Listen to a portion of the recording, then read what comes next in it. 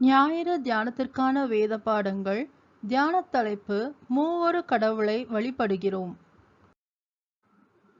பழைய ஏற்பாட்டு பகுதியாக ஆதியாகமம் 1 அதிகாரம் வசனங்கள் 1 முதல் 28 முடிய. ஆதியாகமம் 1 வசனங்கள் 1 முதல் 28 முடிய. ஆதியிலே தேவன் வானத்தையும் பூமியையும் சிருஷ்டித்தார். பூமியானது ஒழுங்கின்மையும் வெறுமையுமாய் இருந்தது. ஆழத்தின் மேல் இருள் இருந்தது.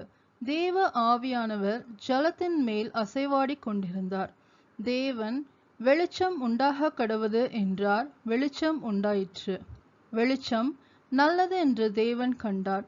வெளிச்சத்தையும் இருளையும் தேவன் வெவ்வேறாக பிரித்தார். தேவன் வெளிச்சத்துக்கு பகல் என்று பெயரிட்டார். இருளுக்கு இரவு என்று பெயரிட்டார். சாயங்காலமும் விடியற்காலமுமாகி 1 நாள் ஆயிற்று. பின்பு தேவன், ஜலத்தின் மத்தியில் ஆகாய விரிவு உண்டாக கடவது என்றும் அது ஜலத்தினின்று ஜலத்தை பிரிக்க கடவது என்றும் சொன்னார். தேவன் ஆகாய விரிவை உண்டு பண்ணி ஆகாய விரிவுக்கு கீழே இருக்கிற ஜலத்திற்கும் ஆகாய விரிவுக்கு மேலே இருக்கிற ஜலத்திற்கும் பிரிவு உண்டாக்கினார். அது அப்படியே ஆயிற்று. தேவன் ஆகாய விரிவுக்கு வானம் என்று பெயரிட்டார். சாயங்காலமும் விடியற்காலமுமாகி 2 நாள் ஆயிற்று. பின்பு தேவன், வானத்தின் கீழே இருக்கிற ஜலம் ஓரிடத்தில் சேரவும் வெட்டாந்தரை காணப்படவும் கடவது என்றார். அது அப்படியே ஆயிற்று. தேவன் வெட்டாந்தரைக்கு பூமி என்றும் சேர்ந்த ஜலத்திற்கு சமுத்திரம் என்றும் பெயரிட்டார். தேவன் அது நல்லதென்று கண்டார். அப்பொழுது தேவன், பூமியானது புல்லையும் விதையை பிறப்பிக்கும் பூண்டுகளையும் பூமியின் மேல் தங்களில் தங்கள் ஜாதிகளின்படியே கொடுக்கும் கனி விருட்சங்களையும் முளைப்பிக்க கடவது என்றார். அது அப்படியே ஆயிற்று. பூமியானது புல்லையும் தங்கள் ஜாதிகளின்படியே விதையை பிறப்பிக்கும் பூண்டுகளையும் தங்கள் தங்கள் ஜாதியின்படியே தங்களில் தங்கள் விதையுடைய கனிகளை கொடுக்கும் விருட்சங்களையும் முளைப்பித்தது. தேவன் அது நல்லதென்று கண்டார். சாயங்காலமும் விடியற்காலமுமாகி 3 நாள் ஆயிற்று. பின்பு தேவன், பகலுக்கும் இரவுக்கும் வித்தியாசம் உண்டாக்கத்தக்கதாக வானம் என்கிற ஆகாய விரிவிலே சுடர்கள் உண்டாக கடவது. அவைகள் அடையாளங்களாகவும் காலங்களையும் நாட்களையும் வருஷங்களையும் குறிக்கிறதற்காகவும் இருக்க கடவது என்றார். அவைகள் பூமியின் மேல் பிரகாசிக்கும்படிக்கு வானம் என்கிற ஆகாய விரிவிலே சுடர்களாய் இருக்க கடவது என்றார். அது அப்படியே ஆயிற்று. தேவன், பகலை ஆள பெரிய சுடரும் இரவை ஆள சிறிய சுடரும் ஆகிய 2 மகத்தான சுடர்களையும் நட்சத்திரங்களையும் உண்டாக்கினார். அவைகள் பூமியின் மேல் பிரகாசிக்கவும் பகலையும் இரவையும் ஆளவும் வெளிச்சத்துக்கும் இருளுக்கும் வித்தியாசம் உண்டாக்கவும் தேவன் அவைகளை வானம் என்கிற ஆகாய விரிவிலே வைத்தார். தேவன் அது நல்லது என்று கண்டார். சாயங்காலமும் விடியற்காலமுமாகி 4 நாள் ஆயிற்று. பின்பு தேவன் நீந்தும் ஜீவ ஜந்துக்களையும் பூமியின் மேல் வானம் என்கிற ஆகாய விரிவிலே பறக்கும் பறவைகளையும் ஜலமானது திரளாய் ஜனிப்பிக்க கடவது என்றார். தேவன் மகா மச்சங்களையும் ஜலத்தில் தங்கள் ஜாதியின்படியே திரளாய் ஜனிப்பிக்கப்பட்ட சகலவித நீர்வாழும் ஜந்துக்களையும் சிறகுள்ள ஜாதி ஜாதியான சகலவித பட்சிகளையும் சிருஷ்டித்தார். தேவன் அது நல்லது என்று கண்டார். தேவன் அவைகளை ஆசிர்வதித்து, நீங்கள் பலுகி பெருகி சமுத்திர ஜலத்தை நிரப்புங்கள் என்றும் பறவைகள் பூமியில் பெருக கடவுது என்றும் சொன்னார். சாயங்காலமும் விடியற்காலமுமாகி 5 நாள் ஆயிற்று. பின்பு தேவன், பூமியானது ஜாதி ஜாதியான ஜீவ ஜந்துக்களாகிய நாட்டு மிருகங்களையும் ஊரும் பிராணிகளையும் காட்டு மிருகங்களையும் ஜாதி ஜாதியாக பிறப்பிக்க கடவது என்றார். அது அப்படியே ஆயிற்று. தேவன் பூமியிலுள்ள ஜாதி ஜாதியான காட்டு மிருகங்களையும் ஜாதி ஜாதியான நாட்டு மிருகங்களையும் பூமியில் ஊரும் பிராணிகள் எல்லாவற்றையும் உண்டாக்கினார். தேவன் அது நல்லது என்று கண்டார்.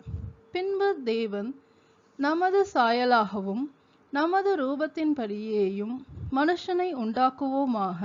அவர்கள் சமுத்திரத்தின் மச்சங்களையும் ஆகாயத்து பறவைகளையும் மிருக ஜீவன்களையும் பூமி அனைத்தையும் பூமியின் மேல் ஊறும் சகல பிராணிகளையும் ஆளக்கடவர்கள் என்றார்.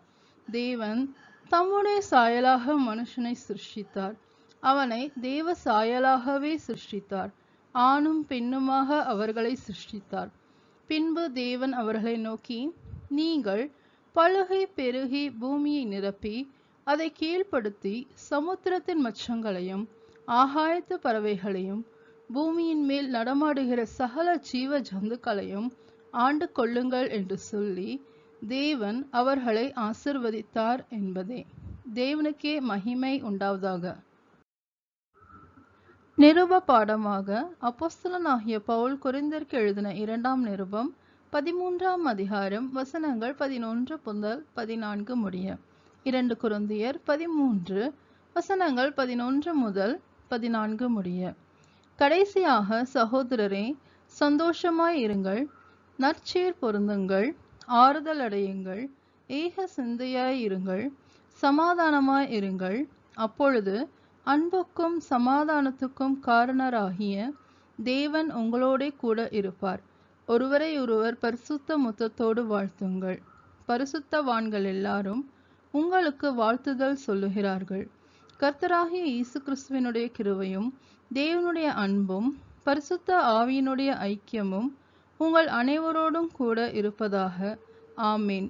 தேவனுக்கே மகிமை உண்டாவதாக. சுவிசேஷ பாடமாக யோவான் எழுதின சுவிசேஷம் 1ஆம் அதிகாரம் வசனங்கள் 1 முதல் 18 முடிய. யோவான் 1 வசனங்கள் 1 முதல் 18 முடிய. ஆதியிலே வார்த்தை இருந்தது, அந்த வார்த்தை தேவனிடத்தில் இருந்தது, அந்த வார்த்தை தேவனாய் இருந்தது. அவர் ஆதியிலே தேவனோடு இருந்தார். சகலமும் அவர் மூலமாய் உண்டாயிற்று. உண்டானதொன்றும் அவராலே அல்லாமல் உண்டாகவில்லை. அவருக்குள் ஜீவன் இருந்தது. அந்த ஜீவன் மனுஷருக்கு ஒளியாய் இருந்தது. அந்த ஒளி இருளிலே பிரகாசிக்கிறது. இருளானது அதை பற்றி கொள்ளவில்லை. தேவனால் அனுப்பப்பட்ட ஒரு மனுஷன் இருந்தான். அவன் பேர் யோவான்.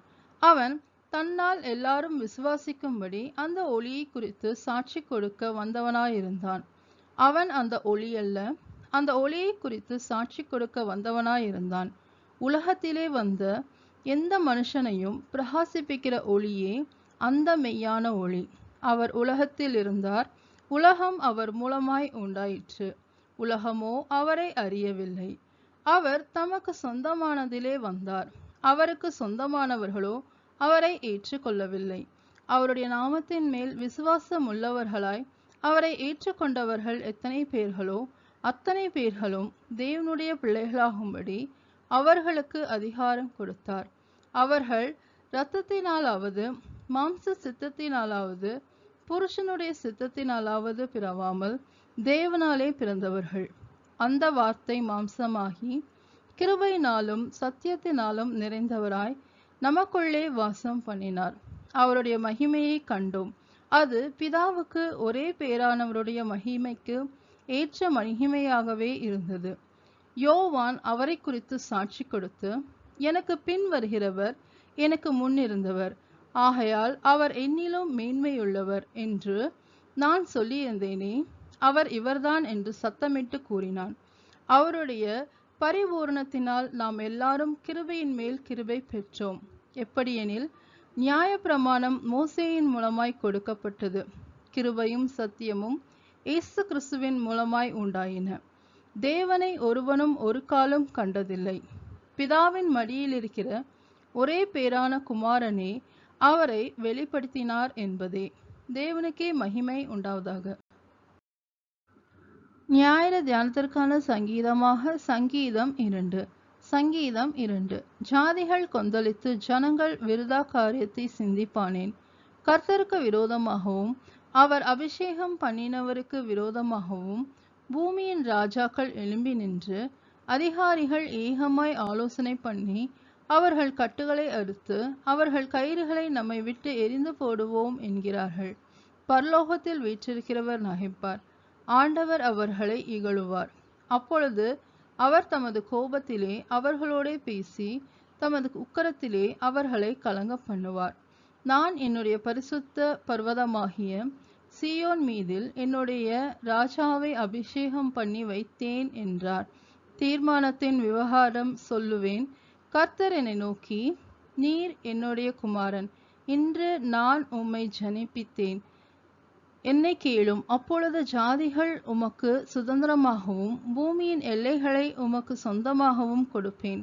இருப்பு கோலால் அவர்களை நொறுக்கி குயகலகத்தைப் போல் அவர்களை உடைத்து போடுவீர் என்று சொன்னார். இப்போதும் ராஜாக்களே, உணர்வடையுங்கள். பூமியின் நியாயாதிபதிகளே, எச்சரிக்கையாயிருங்கள். பயத்துடனே கர்த்தரை சேவியுங்கள். நடுக்கத்துடனே களி கூறுங்கள். குமாரன் கோபம் கொள்ளாமலும் நீங்கள் வழியிலே அழியாமலும் இருக்கும்படிக்கு அவரை முத்தம் செய்யுங்கள். கொஞ்ச காலத்திலே அவருடைய கோபம் பற்றி எரியும். அவரை அண்டிக் கொள்கிற யாவரும் பாக்கியவான்கள் என்பதே. தேவனுக்கே மகிமை உண்டாவதாக.